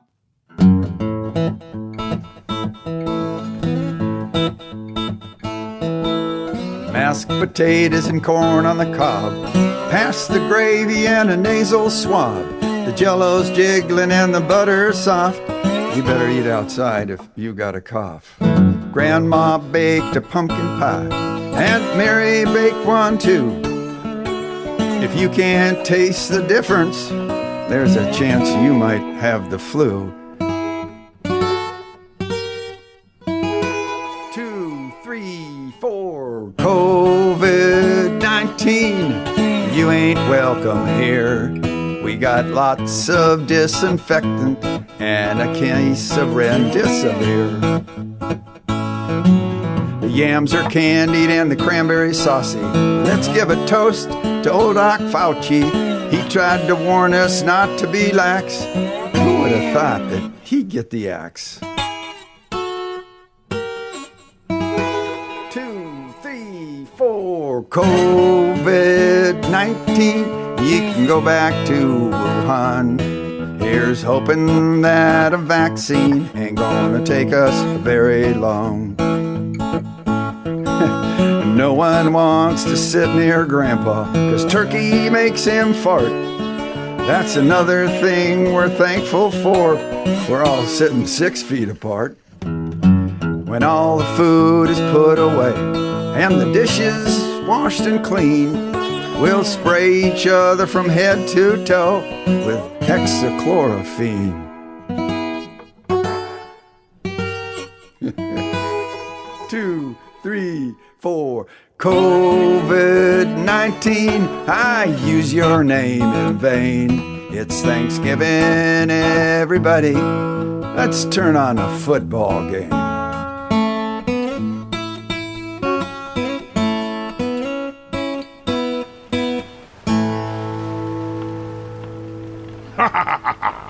There be Bob Carrots, a COVID-19 Thanksgiving song. A little irreverent humor, and there shall be someone offended. But there's always someone offended, and there's always going to be irreverent humor. That's how the world works, or at least it should. Now, we be oh, here's a good one that was requested on the mail to me earlier, and I it took me some time to read. It was Haywood Banks, Turkey Bird.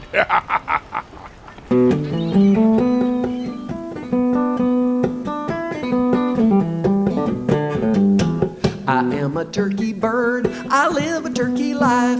I got me 13 turkey kids and a little turkey wife. I eat a little corn, then wander around the pen. Have a drink of water, then it's corn again. Puffing my feathers out, pecking on the ground. Come on, check me out. I'm strutting all around. Dangly noodle hangy thing growing off my face. Looking good, only thing to say is blue. Blue, blue.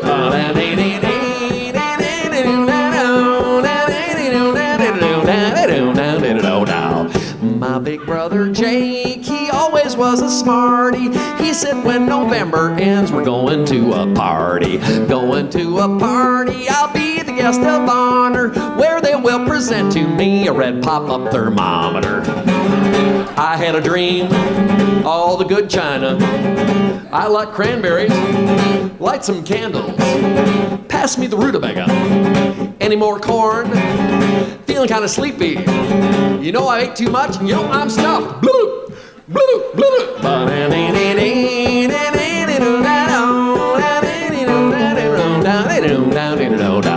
I am a turkey bird, I live a turkey life. I got me 13 turkey kids and a little turkey wife.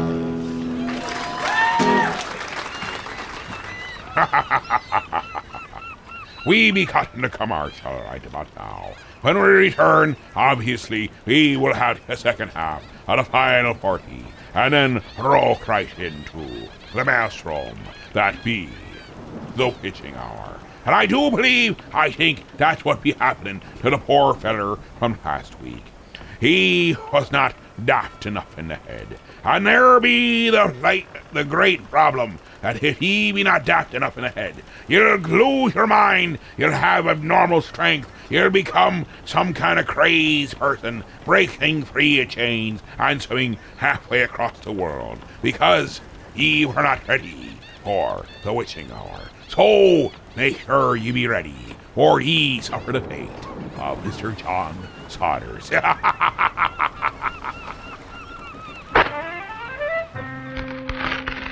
There's no other box of facial tissues like this. Scotty's new Magic Oval box. Only Scotty's give you tissues that float up gently, one at a time, and come out in neat handfuls, too, because there's a Magic Oval inside every new Scotty's box. Only Scotty's Magic Oval can give you tissues that float up, smooth and easy.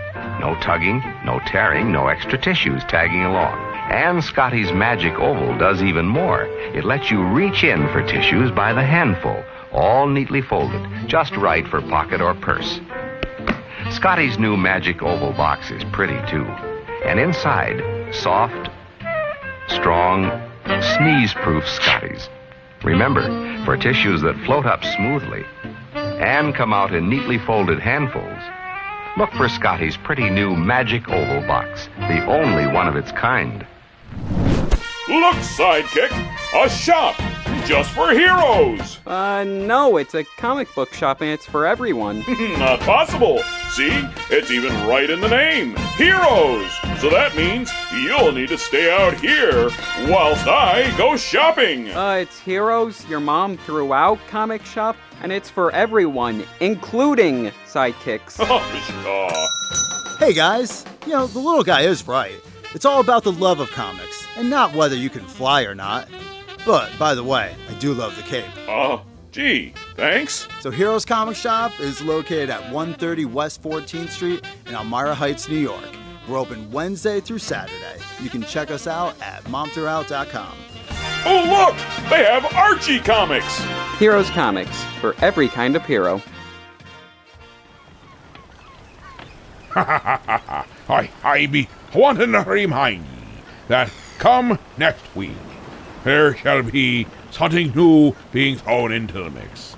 Actually, something new, something old, something borrowed, something blue. No, that's when you get married. Oh, but starting next week, we begin throwing in Christmassy music. Aye, we'll have a mix of Christmassy and non-Christmassy music. And trust me, if we try to put it all into one show, we have too much for it to be one show. The show would last for days, and that would get... well, it would be disturbing. That's the only way to put it. But starting next week, we have Christmassy stuff. Zombie reindeer, we have Grandpa got run over by a beer truck. That's wonderful Christmassy tunes like that. The 12 Days of Christmas by the fellers with the funny hats from up north. And things like that. The Muppets Christmas Carol, or things like, you like it. If you don't, well, you like it. You trust me. The captain says you like it. Oh, let's see. Where were we? Oh, yes. This here was requested. Person says it was a Thanksgiving kind of thing. I don't quite understand how it works out and what Star Trek has to do with Thanksgiving. So without further ado, we have Bobby Pisket and Peter Ferrara with Star Trek. Oh, I almost forgot. We'll be celebrating some Hanukkah next week. Hanukkah, dreidel, Hanukkah. It'll be great. We've got some great tunes here. I think one of them might be kind of a Star Wars and Hanukkah blend. Oh.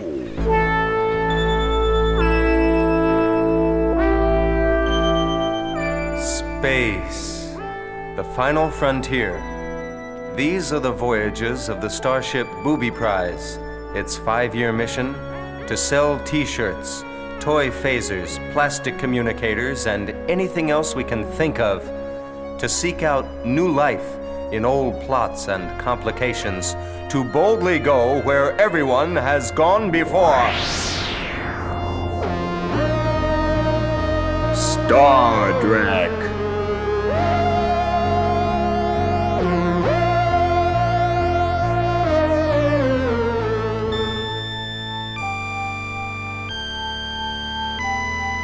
Captain's log, stardate 6935.2. We are in orbit around the planet Schwartz. Engineering the Captain Jerk. Engineering the Captain Jerk. Jerk here. What is it, Snotty? Captain, the warp drive mechanisms are generating excess antimatter. The pods are overloading now. If it continues at this rate, I can't be responsible for the safety of the ship. Don't have a spaz, Snotty. But the whole ship's gonna blow itself to pieces, Jim. I want answers, mister! Well, I tried shoving a wiener on the warp drive, but it didn't do a bit of good. By the by, would you have a wee bit of mustard up on the bridge? Mr. Schlock? No mustard, Captain.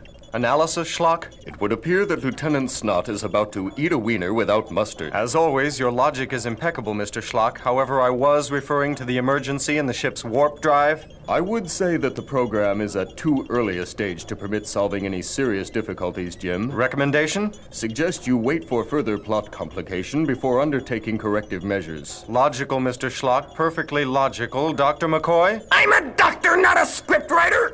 Warning, this is a plot complication. Warning, this is a plot complication. Warning. Plot complication showing up on ship's sensors now, Captain. I'm switching to visual.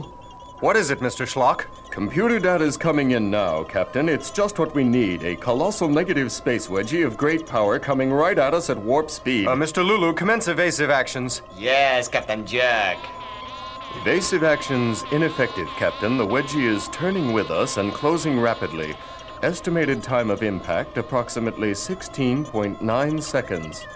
15. Bridge to engineering. 14, Snot here, Captain. 13, What's not there, 12, Snotty? I said snot here, Snotty, Captain. give me full power. Get us out of here fast. I can't do it. The toilets are backed up into the warp drive. It'll take time to make repairs. Time? Mr. Schlock?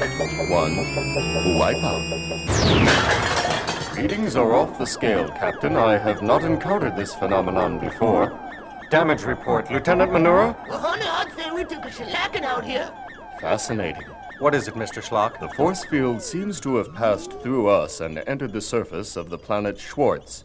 Yet tricorder readings fail to indicate any such energy from the planet. Opinion, Mr. Schlock? Insufficient data, Captain. Into the elevator, Mr. Schlock. Let's beam down to the planet's surface so I can find an alien to fall in love with before the program's over. You usually do. Ain't I something? Mr. Lulu, you've got the con. Thank you, Captain Jack. Elevator, transporter room. I'm fine, how are you? Elevator, I said transporter room. I'm fine, how are you? Oh, forget it. Elevator to engineering. Beam us down from here, Snotty. Aye, aye, Captain, you're locked on coordinates now. Energize, Mr. Snot.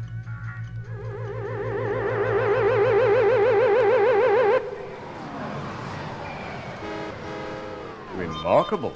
There is no record of any such civilization as this on the planet Schwartz. Look, Schlock, here comes a car, and feast your Vulcan squinties on that driver. Far out, Captain Jerk. Want a lift, sailor? As a matter of fact, I do.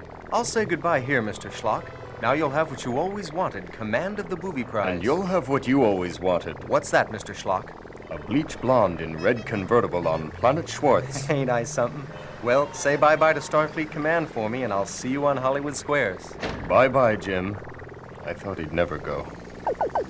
Schlock to booby prize. Snot here, Mr. Schlock. What's not there, Lieutenant Snot? I said snot here, Mr. Schlock. That's Captain Schlock. Aye? Make it 1 to beam up.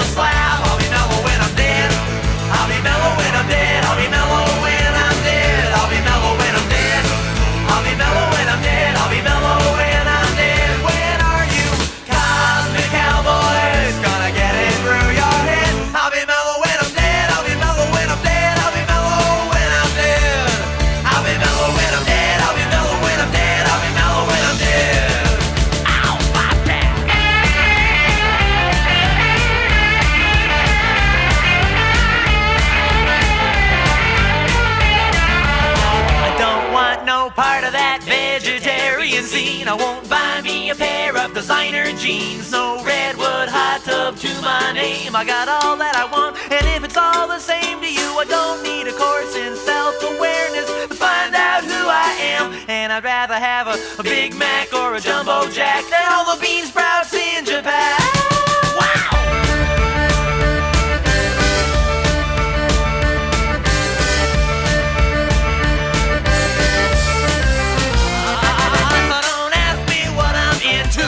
I don't need to prove I'm cool. I'll break your arm if you ask me what's my sign. I won't tell you where my head's at. I don't need to see no shrink. Psychosis may be in this year, but I'm really not that kind, and I'm in no hurry to be casual. In fact, I think I'll wait until I'm pushing up the daisy. Like, wow, man, can you relate? I'll be mellow when I'm dead. I'll be mellow when I'm dead. I'll be mellow when I'm dead. I'll be mellow when I'm dead. I'll be mellow when I'm dead. I'll be mellow when I'm dead. I'll be mellow when I'm dead.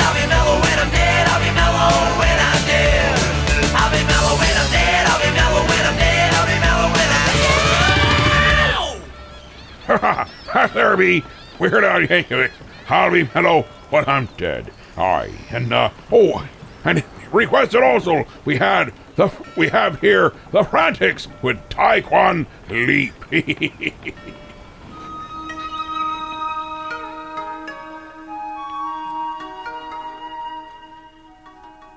Approach, students. Close the circle at the feet of the Master. You have come to me asking that I be your guide along the path of Taekwon Leap. But be warned, to learn its ways, you must learn the ways of your own soul. Let us meditate upon this wisdom now. So,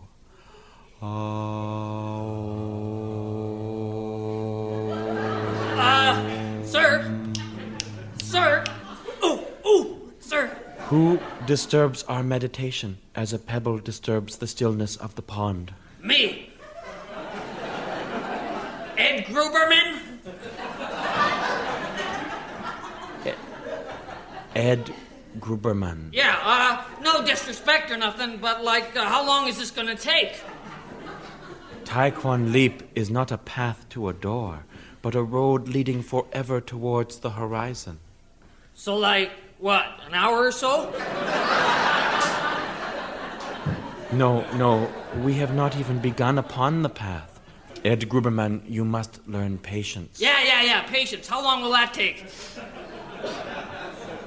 Time has no meaning. To a true student, a year is as a day. A year? I want to beat people up right now. I got the pajamas. Ha! Ooh, yeah!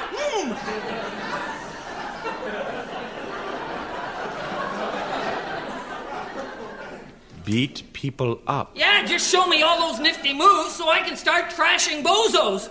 That's all I came here for. Pretty good, The only use of Taekwon Leap is self-defense. Do you know who said that? Ki Lo Ni, the great teacher. Yeah?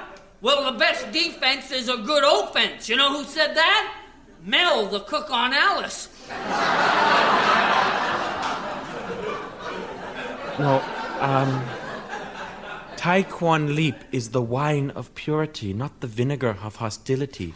Meditate upon this truth with us. Listen, Shrimp. Now, are you going to show me some fancy moves, or am I going to start waping the walls with you? Ed Gruberman, you failed to grasp Taekwon Leap. Approach me that you might see. All right, finally some action. Observe closely, class. Boot to the head. Ow, you booted me in the head! You are lucky, Ed Gruberman. Few novices experience so much of Taekwon Leap so soon. Now we continue. Hey, I wasn't ready!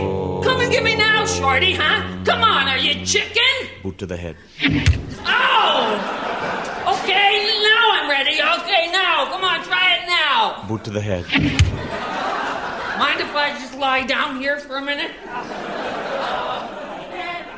Now, class, we shall return Master? to our... It is wrong to tip the vessel of knowledge, student. Many apologies, Master, but I feel Ed Gruberman is not wholly wrong. What do you mean? I want to boot some head, too. Have you learned nothing from the lesson of Ed Gruberman? Yes, Master. I have learned two things.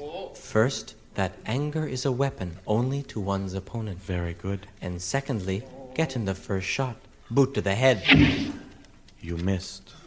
Yeah, well... You too shall be honored to I can learn a lesson. You don't have to, novice. Boot to the I head. gotta be gone. Can anyone tell us what lesson has been learned here? Yes, Master. Not a single one of us could defeat you. You gain wisdom, child. So we'll have to gang up on you. Get him down! Boot to the head.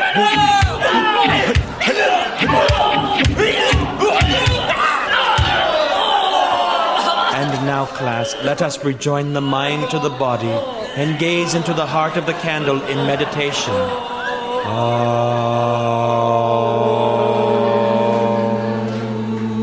Very good, class.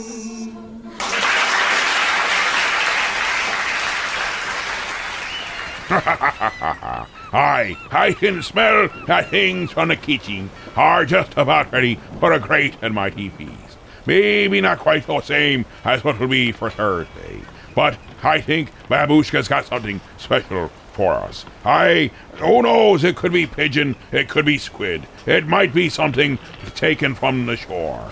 But don't be worrying. You don't have to eat it anymore. I will be eating it. Why? That's how I keep me girlish figure.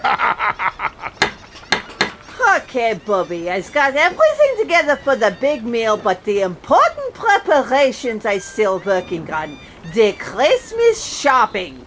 That Trudy Bigman better not get in my way this year. I has new kettle pot and I wants to try it out. Right in the back of the neck. Bang! Drop it like sack of potatoes. Anyway, I's perfect shopping song. As I walk through the valley of the shadow of death, I take a look at my list and realize there's nothing left, cause I've been shopping and laughing so long that even my mama thinks that my mind is gone. But I ain't never crossed a sale that didn't deserve it. Me treated like a punk, you know that's unheard of. You better watch how you talking, where you walking, or you and your homies gonna get lined up in chalk. I really hate to trip, but I gotta look. As they clocks, I see myself in the pistol smoke. For I'm the kind of G the little homies wanna be like on my knees day and night saying prayers in the street light. Been spending most their lives living in the gangster's paradise. Been spending most their lives living in a gangster's paradise. Keep spending most their lives living in a gangster's paradise. Keep spending most their lives living in the gangster's paradise. Power and the money, money and the power, minute after minute, hour after hour. Everybody's running, but half of them ain't looking. It's going on in the kitchen, but I don't know what's cooking. They say I gotta learn, but nobody's here to teach me. If they can't understand it, how can they reach me? I guess they can't. I guess they won't. I guess they won't. That's why I know my life is out of luck, fool. Been spending most our lives living in the gangster's paradise. I do believe we've been tortured well enough. Good night. So just chill till the next episode.